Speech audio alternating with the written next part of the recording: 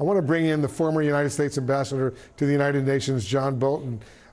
He was also President Trump's national security advisor. As you know, Ambassador, Israel's ambassador is calling for the UN Security Council to immediately convene following these attacks. What's your assessment of what's going on right now?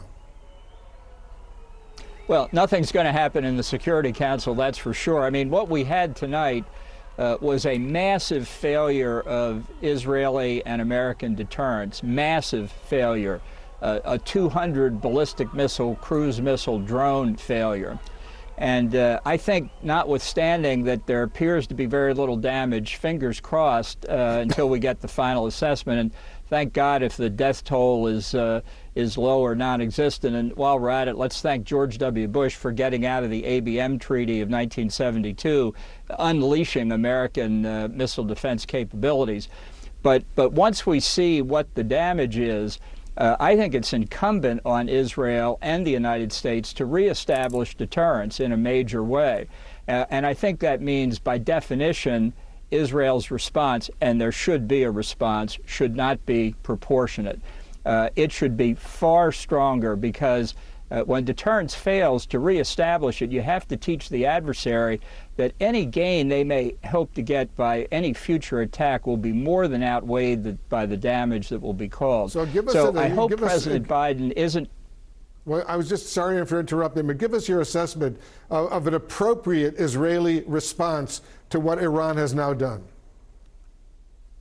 Well, what Iran did tonight that I think was most significant was the firing of ballistic missiles and cruise missiles from its territory directly at Israel.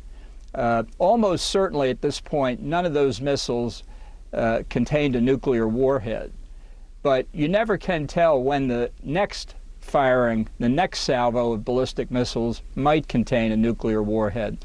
So I think among the many targets Israel should consider, this is the opportunity to destroy Iran's nuclear weapons program. And I hope President Biden is not trying to dissuade Prime Minister Netanyahu from doing that. And if he succeeds, and if at some future point the Ayatollahs are able to pull off what former Israeli Prime Minister Ariel Sharon called a nuclear holocaust, history will know who to blame. So just to be precise, Ambassador Bolton, you're recommending that Israel launch an airstrike to try to destroy whatever nuclear capabilities the Iranians might have. Is that what I'm hearing? Right. I think they should go after the nuclear fuel cycle activities that are well known. Their locations are well known. And I think that would be the appropriate target, because right now Iran has demonstrated it is not restrained by any concern about a direct attack on Israeli territory from its attack. It has, by its own admission, fired ballistic and cruise missiles. And the only thing that has saved Israel is this amazing technology.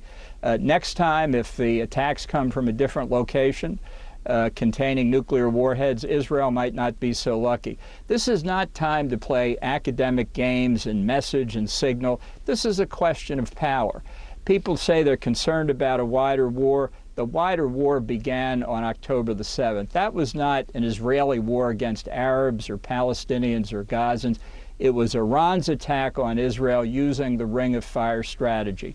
That's the strategic environment Israel faces right now. And the main cause, the puppeteer, the puppet master, is Iran. And if you take away their nuclear capability, that would be a dramatic hit to the regime, maybe enough to topple it.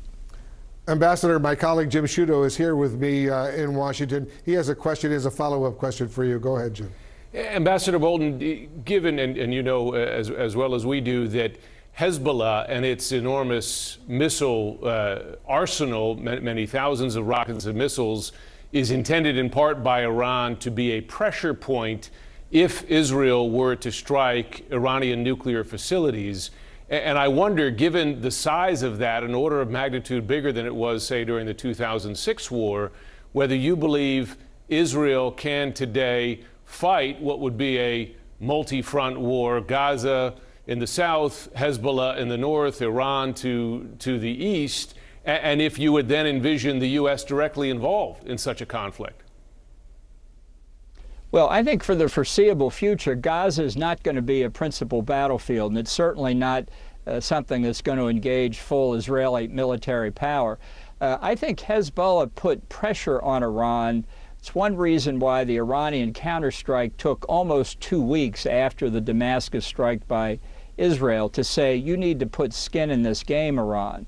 So I'm not at all sure what Hezbollah's response would be to Israel taking out a nuclear power that hasn't done a thing for Hezbollah. The Israelis clearly have thought about what to do to neutralize Hezbollah. Perhaps their response, which also would be a pretty big problem for Iran, would be to go after Hezbollah now. My point is there are a number of steps Israel can take. Passivity at this point for Israel would be a big mistake. I mean, I think from the Israeli point of view, they should remember what Winston Churchill said in World War II, without victory, there is no survival. How close is Iran to actually having a nuclear bomb?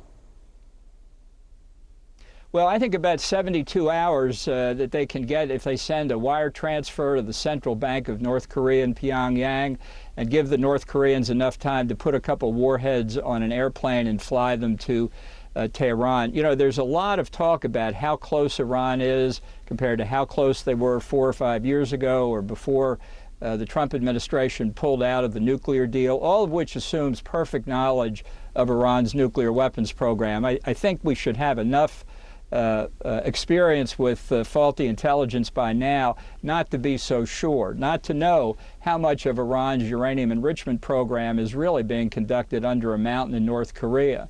The fact is they're very close. The fact is the nuclear deal of 2015 was flawed from the start by allowing Iran any uranium enrichment capability whatever. Ambassador Bolton, thank you so much for joining us. We'll continue this conversation down the road. Glad to be with you.